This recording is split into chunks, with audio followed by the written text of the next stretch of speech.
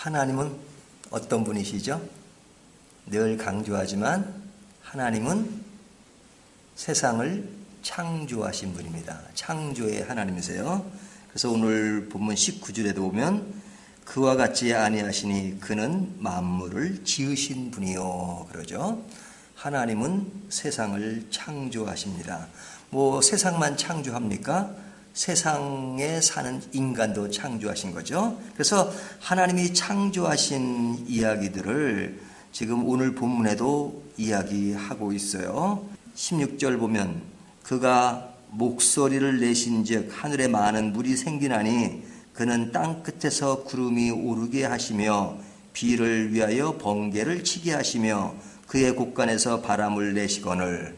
여기 비, 바람 뭐 이런 거 나오죠. 그리고 15절에 여호와께서 그의 능력으로 땅을 지으시고 그의 지혜로 세계를 세우시고 그의 명철로 하늘들을 펴셨으며. 그러니까 하나님은 창조주로서 우주를 창조하시고 그 우주를 관리하도록 인간을 만드신 분입니다. 그러니까 하나님 하면 세상을 창조하신 하나님, 인간을 구원하신 하나님, 그런 하나님은 지금도 살아계셔서 우리를 선한 길로 인도하시는 분이다 하는 것을 오늘 본문이 말씀하고 있어요. 이것이 하나의 전제예요. 우리가 예수를 믿는다, 하나님을 믿는다 하면 뭘 믿는 거예요? 내가 돈이 없는데 언제까지 돈이 생길 줄 믿습니다 하는 그 믿음을 내가 원하는 쪽에 뭐 되어지는 것으로만 믿음으로 생각하는 경우가 많아요. 그것은 한 부분적인 것이고 하나님이 어떤 분인가를 믿는 거예요. 우주를 창조하시고 나를 구원하시고 그리고 지금도 나를 선한 길로 인도하시는 분, 이게 진짜 믿음이죠. 그리고 나머지는 그 안에 포함된 아주 작은 것들이에요. 근데 큰 것을 생각하지 못하고 작은 것을 믿으면서 그것이 하나님을 전부를 믿는 것처럼 생각하면 그것은 너무 큰 것을 가지고 있으면서도 그냥 작은 것에 연연하는 것이다 이거죠. 그런데 이제 인간이 어리석어요. 왜 어리석어냐면 이런 하나님이 우리 아버지임에도 불구하고 그 하나님을 제대로 인식하지 못하는 거죠. 그래서 17절을 보면 이렇게 말씀하고 있어요. 17절 사람마다 어리석고 무식하도다. 아주 노골적으로 말해요. 어리석고 무식하다. 누가? 인간이. 어떨 때 무식하고 어려운 것이 무식한 것이냐. 17절을 다시 보면요. 금장색마다 자기가 만든 신상으로 말미암아 수치를 당하나니 이는 그 부어 만든 우상은 거짓이요 그 속에 생기가 없습니다. 자, 우상은 어떤 것이라고 말해요? 누가 만들었어요? 하나님이 만든 게 아니라 인간이 만든 것이다. 자기가 만든 신상이다 이거죠. 그리고 그 부어 만든 우상은 거짓이요. 그렇죠. 뭐 생명 있는 것이 아니니까 그 속에 생기가 없습니다. 당연히 생기가 없죠. 뭐 예를 들면 나무로 신을 만들었다고 신도 아니지만 나무로 만들면 그 뭐 생기가 있어요. 나무에다 빈다고 해가지고 뭐가 나와요? 근데 어리석은 인간이 똑똑하다고 하는 인간이 그냥 뭐 물을 떠놓고 뭐 빌고 그냥 나무에 빌고 그 다음에 뭐 뭘 만들어가지고 비는 것처럼 어리석은 것은 없다. 아주 어리석은 정도로 무식하다 이렇게 말해요. 그러니까 이것이 18절이면 헛된 것이요 조롱거리니 징벌하시는 때에 멸망할 것이나. 그러니까 조롱거리가 되고 헛된 것이고 이것은 하나님을 믿는 행위가 아니므로 때가 되면 뭐 한다고요? 징벌하시고 멸하신다. 하나님을 믿지 않으면 지금은 내버려 두는 것 같지만 언젠가는 심판의 날이 있고 때가 있어 징벌하고 멸절한다. 이것이 성경의 진리입니다. 그러니까 가장 불행한 것은 하나님을 믿지 않는 거예요. 예수님을 믿지 않는 거예요. 이것처럼 인생에 불행한 것은 없어요. 반대로 이야기하면 인생의 가장 큰 행복은 하나님을 믿는 겁니다. 왜? 하나님이 우주의 하나님이시고 창조하신 하나님이고 구원의 하나님이시고 지금도 살아계신 하나님이니까 그 하나님을 믿어야죠.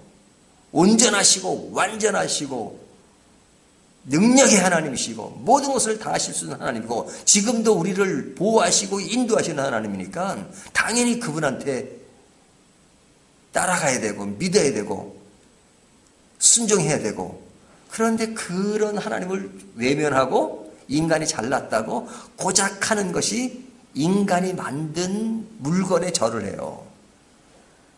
우상이라고 하는 것은 인간이 만든 물건이라고 하니까 너무 이제 이것은 요즘 시대에는 조금 안 맞는 이야기 같을지 모르지만 이것은 하나의 상징적인 거죠. 인간이 만든 내면의 세계가 얼마나 맞냔 말이죠. 우리들이 만든 어떤 형이상학적인 세계를 가지고 그것이 전부인 것처럼, 뭐 학설도 많고 뭐 이론도 많고 하지만 다 인간이 만들어 놓고 그것을 신뢰하는 것이 뭐예요? 과학이라는 것도요, 인간이 그냥 발견한 거예요. 발견한 거. 하나님이 만든 창조의 세계가 아주 일부분을 발견하고 뭐 DNA를 발견하고 뭐 조작하고 하는 거, 하나님의 보실 때는 우습죠. 하나님의 창조여행이 아주 인간이 아주 지극히 작은 부분 하나 발견하고 그거 깨닫고 나서 대단한 것처럼 생각하잖아요. 근데 하나님의 입장에서는 대단한 게 아닙니다.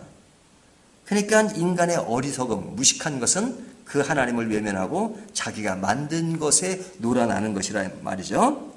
그러면 이런 어리석은 행동을 인간이 하는 이유는 뭡니까? 13절을 보면요.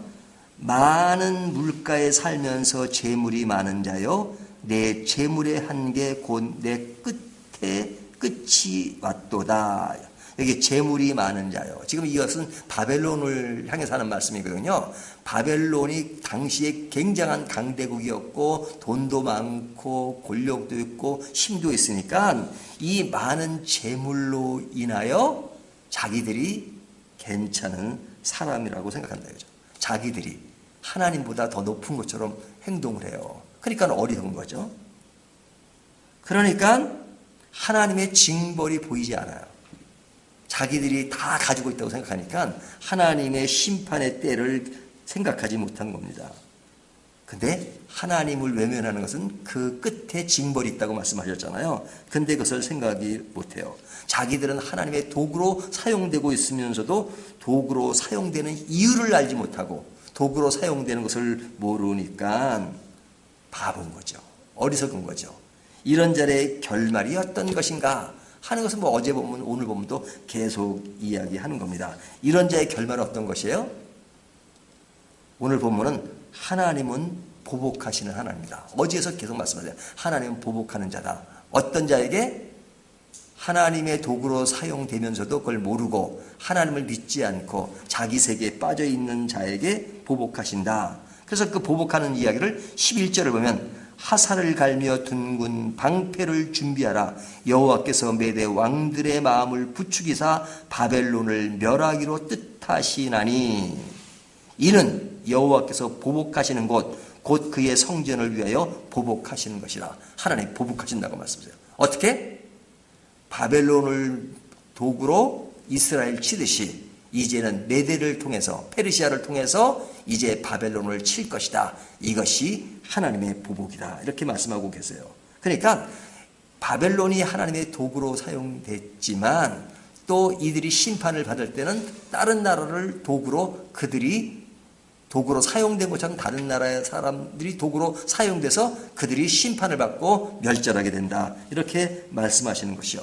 근데 왜 그렇게 멸절을 당하게 되느냐? 여기 보면 11절 하나님의 성전을 위하여 보복하는 것이다. 그의 성전을 위해서. 그들이 성전을 허물었잖아요. 그러니까 힘을 가지고 성전을 이렇게 헐었을 때는 아주 자신들이 대단하고 너희들이 믿는 하나님은 우리가 이겼다라고 생각할런지 모르지만 하나님이 그래? 지금은 너희가 허무니까 뭐 큰 힘이고 하나님보다 높다고 생각하지.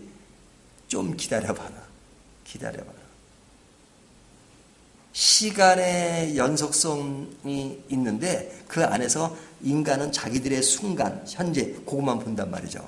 때가 되면 하나님이 그들을 심판하는 그 심판의 때를 모르니까 기고만장해가지고 하나님의 성전을 부숴버리고 그러니까 하나님이 보복한다. 보복한다. 그 보복은 페르시아를 통해서 너희를 패하게 만들 것이다. 자, 이 모든 일이 왜 이렇게 된 거예요? 하나님을 믿지 않고 하나님의 마음을 모르는 데서 나타난 결과라고 볼 수 있죠. 그러니까 오늘 말씀 이게 다예요. 우리 신앙의 최고의 가치는 뭐냐? 하나님을 아는 것입니다. 이 하나님을 안다는 것은 그냥 단순히 이론으로 안다는 것이 아니에요. 내가 하나님을 진짜 알고 믿고 따르고 순종하는 것, 그리고 하나님의 영역 안에서 내 모든 일들을 따라가는 것, 순종하는 것, 이것이 하나님을 아는 거죠. 이것보다 큰 것은 없습니다. 하지만 이것을 모르고 따라가지 않고 믿지 않으면 결국 어떻게 될 것이냐? 하나님의 심판이 반드시 올 것이다.